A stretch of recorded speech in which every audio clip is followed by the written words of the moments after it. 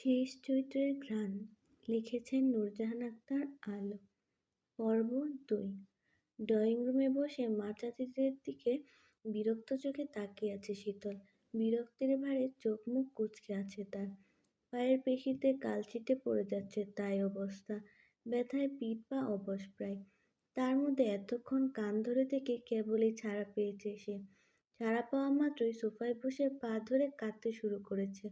তাকে কাঁদতে দেখে সিমিন চৌধুরী বকতে বকতে গেছেন রসুনের তেল গরম করতে। কিন্তু সেই যে গেছে এখনো ফেরার নাম নেই। থাকবে কিভাবে? রান্নাঘরে তিন যা মিলে রাজ্যের গল্প জুড়ে দিয়েছে। লাল শাক পুঁই শাক দেখে পুরনো কিছু কথা মনে পড়েছে তিন জায়ের। ওনাদের প্রেগনেন্সির সময় কে কোন জিনিস খেতে পারতো না, কার কোনটা খেতে ইচ্ছে করতো, কোন খাবার দেখা মাত্রই গা গোলাতো, এসব কথাই উঠেছে। ওনাদের সঙ্গে সঙ্গ দিয়েছে কাজের বুয়া সাহেলা। ওই মহিলা আরেক গল্পবাজ, যার তার সঙ্গে গল্প জুড়ে দেয়। গল্প করতে করতে বাংলার গালিও ছুড়ে অনায়াসে। ওনার এই বদ স্বভাবের কারণে সায়নের কাছে ধমক খেয়েছে বেশ কয়েকবার। ধমক খাওয়ার পর মুখ কাচুমাচু করে বলে, জীবনে আর গাইলাইতাম না ভাইজান। যদি গাইলাই তাহলে কুত্তার লগে দোস্তি করুম। কুত্তা আমার দোস্ত। এরপর দুদিন ঠিক থাকে, তারপর যা করে তাই। শুদ্ধকে দেখে ভয় পায় বিদায় সে বাড়িতে এলে কম কথা বলে, দূরে দূরে থাকে। শুদ্ধ গেলে যেন হাঁপ ছেড়ে বাঁচে।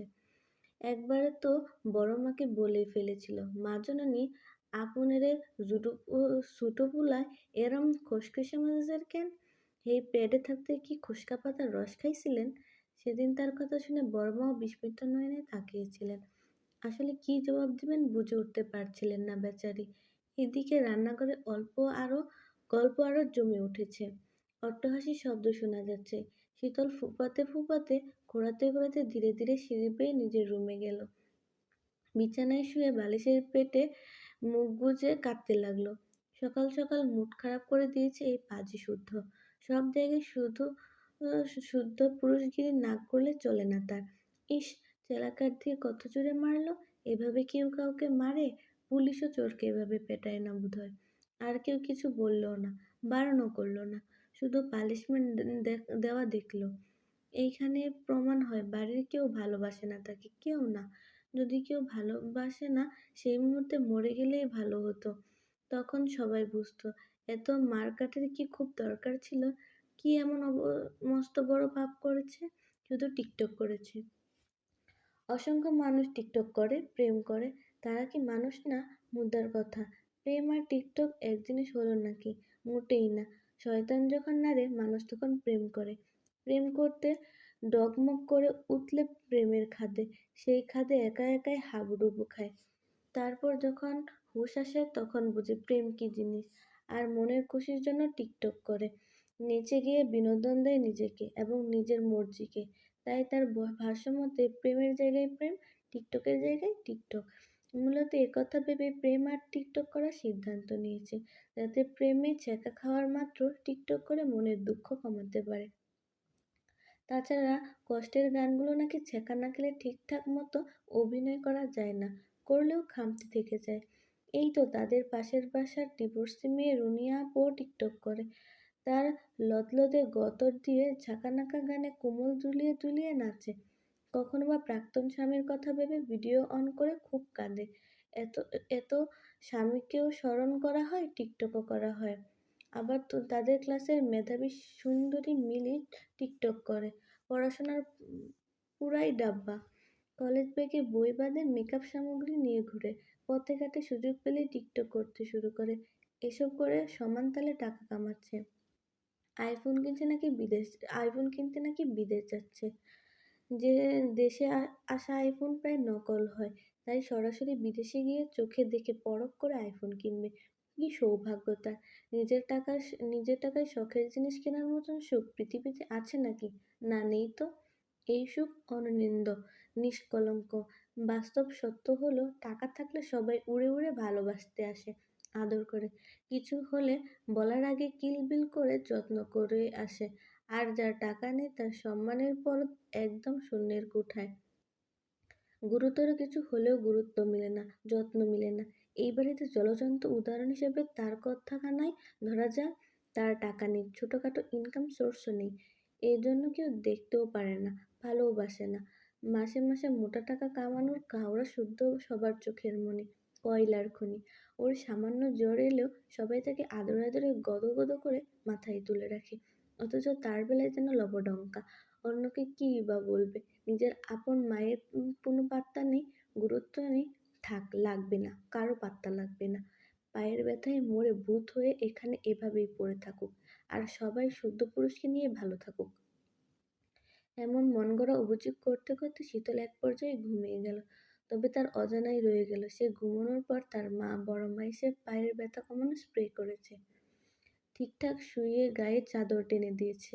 পাগল মেয়েটা কত শত অভিযোগ করলো, অথচ এটাও অজ্ঞাত রইল। তার মা পায়ের কালচিটে দেখে ছলছল চোখে তাকিয়ে আলতো করে হাত বুলিয়ে স্নেহমাখা স্পর্শে কপালে আদর রেখে অশ্রু ভেজা চোখ মুছে দিয়েছে মমতা মাখা আঁচলে। তার বড় মা ওর পায়ের অবস্থা দেখে শুদ্ধকে আরেক দফা ঝেড়েছে। সময় তখন দুপুর 1:48।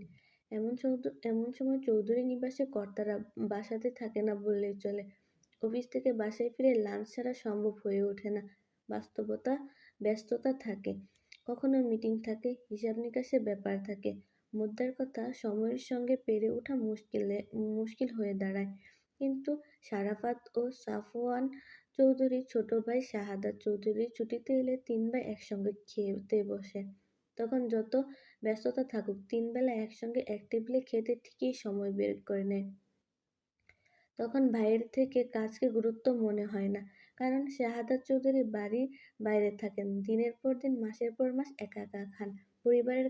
পরিবারকে কাছে পান না। সময় দিতে পারেন না।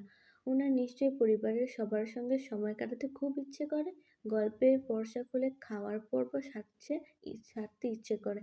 তাছাড়া এক টেবিলে খেতে বসলে কত কথা হয়, কত মজা হয়, রাগ অভিমান হয়, দুষ্টুমি খুনসুটি সবই হয়। আর এগুলো বন্ধনে আরো দৃঢ় করে, সম্পর্ক মজবুত করে।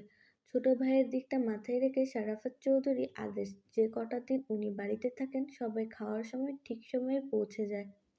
নিয়ম অনুযায়ী আজকেও সবাই একে একে খাওয়ার টেবিলে এসে হাজির, অথচ সবার মধ্যে শীতল অনুপস্থিত। তার কথা জিজ্ঞাসা করায় সকলের মুখ চাওয়াচাওয়ি করল।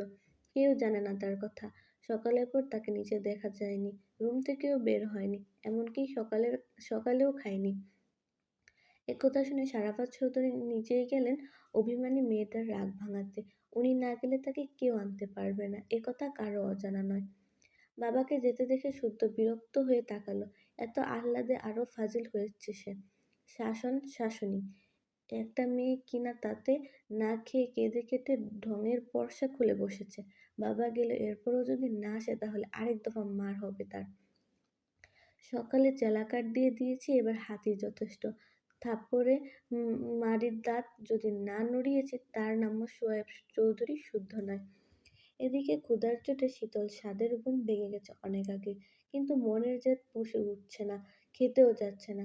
খালি এপাশ ওপাশ করে সময় কাটাচ্ছে। ফোনটাও তো নেই যে স্বর্ণ আপুকে ফোন করে বলবে চুপি চুপি খাবার দিয়ে যেতে। তার রাগের আবার আরেক জ্বালা। মানুষের রাগ উঠলে নাকি ক্ষুধা মন্দা হারিয়ে যায়, আর তার পেটে রাক্ষসের ক্ষুধা এসে হাজির হয়। ইচ্ছে করে দুনিয়া শুদ্ধ খেয়ে ফেলবে। একথা একথা কোনো কথা? এমন হলে রাগ দেখাবে কি করে? আর রাগ না দেখালে বুঝাবে কিভাবে সেও বড় হয়েছে? তাকে যখন তখন মারা যাবে না, বকাও যাবে না। কিন্তু কেউ খেতে ডাকছে না কেন? কিছুক্ষণ আগেই বাবা, ছোট চাচ্চু, বড় মা, সোহাগ আপু ডেকেছিল। সে রাগ করে যায়নি। অভিমানের পারদ আকাশচুম্বী কিনা, যাবে না, খাবেও না ভেবে দরজা আটকে খাপটি মেরে বসেছিল। ঘুম ভাঙার পর তার রাগ পড়ে গিয়েছিল কিছুটা, কিন্তু তাদের ডাকাডাকি শুনে শুদ্ধ রুম থেকে বেরিয়ে খ্যাঁক খ্যাঁক করে বলেছে, এত ডাকাডাকির কি আছে? খাবে না, ভালো কথা। একবেলা না খেলে কেউ মরে না। ওই লাউয়ের বাচ্চা কৌতু একথা বলে তার রাগটা বাড়িয়ে দিয়েছে। সে পারত না নিজে এসে সুন্দর করে রাখতে। একবার বললে কি বা হতো, সরি, আর মারবো না, খেতে আয়। কিন্তু সে উল্টো তেরা কথা বলে রাগ চড়িয়ে দিয়েছে। মেজাজের উপর কেরোসিন ঢেলে আগুন জ্বালিয়ে দিয়েছে।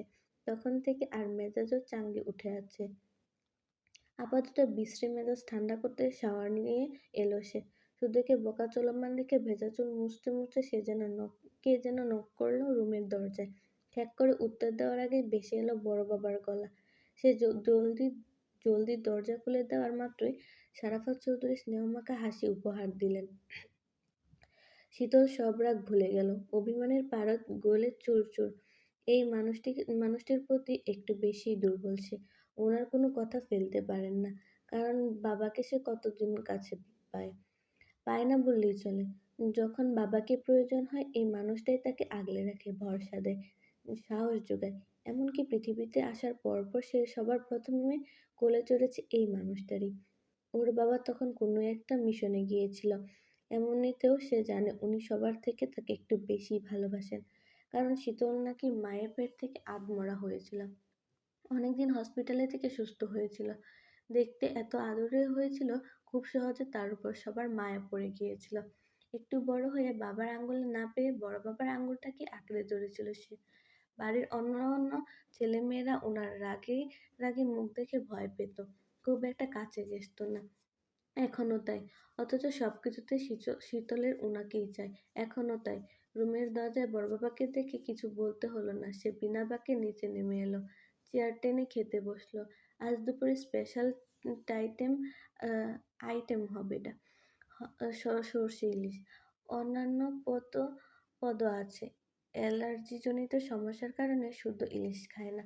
তাই শুদ্ধতার জন্য সিতারার সাথে স্পেশাল ডিম ভুনা। শীতলও জানে ডিম ভুনা শুদ্ধের জন্য। তবুও সে পাত নিয়ে ডিমটাই পাতে তুলে নিল। কেউ যেন ফেরত দেওয়ার কথা বলতে না পারে, তাই ডিমটা আগে মুখে পুরে দিল। বলা বাহুল্য, সে এভাবে মনের রাগ মিটালো। মেয়েটার ছেলেমানুষের দিকে সিমিন দাঁতে দাঁত চেপে বলল, এ কি তুই শুদ্ধ ডিম খেয়ে নিলি কেন? ডিমের গায়ে তো কারোর নাম লেখা দেখলাম না তো। আমি কি জানতাম এটা কার ডিম? মুরগি ভেবেই তো খেলাম। কথা বলে সে সরাসরি শুদ্ধর দিকে তাকালো। তারপর জিজ্ঞেস করলো, শুদ্ধ ভাই, এটা আপনার ডিম? শুদ্ধ একেবারেই নিশ্চুপ। বড়রা শুনেও না শোনার ভান করে খেতে ব্যস্ত। তবে স্বর্ণ আর শখ একে অপরের মুখ চাওয়াচাওয়ি করলো। মার খেয়েও দুষ্টামি কমে নেই পাজি মেয়ের। এখন যদি শুদ্ধ ভাই উঠে চটাস করে থাপ্পড় দেয় তখন কি হবে?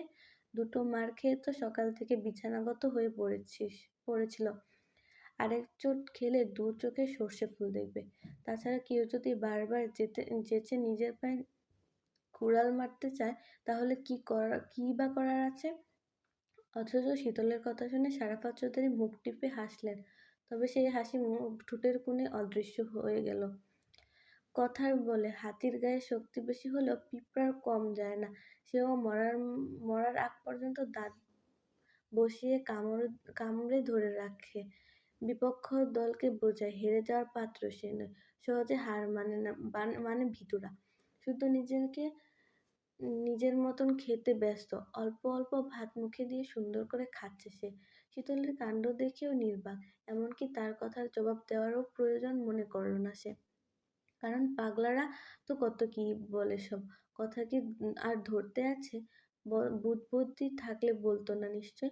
অথচ শীতলের মনের সুখের ডিমটার খেয়ে অথচ শীতল মনের সুখে ডিমটা খেয়ে সর্ষে ইলিশ দিয়ে তৃপ্তি সহকারে খাচ্ছে। মাঝে মাঝে আর চোখে শুদ্ধর দিকে তাকিয়ে মিটি মিটি হাসছে। মুখের ভাতের লুকমা তুলে মনে মনে চিৎকার করে বলছে, এই শুদ্ধ ভাইরে খাওয়ানো এত স্বাদকে, এই শুদ্ধ ভাইরে খাওয়ানো এত স্বাদকে। বড় জায়ের ইশারায় সিমির মেয়েকে আর কিছু বলল না, বরং গজগজ করে তাড়াতাড়ি ডিম ভেজে শুদ্ধর পেটে তুলে দিল। ধন্যবাদ সবাইকে। ভুল দৃষ্টি সবাই ক্ষমার দৃষ্টিতে দেখবেন। আমি নতুন নতুন ভয়েস দেওয়ার কারণে একটু উচ্চারণে ভুল হতে পারে। সবাই আমার পাশে থাকবেন এবং আমাকে সাপোর্ট করবেন। ধন্যবাদ। আল্লাহ হাফেজ।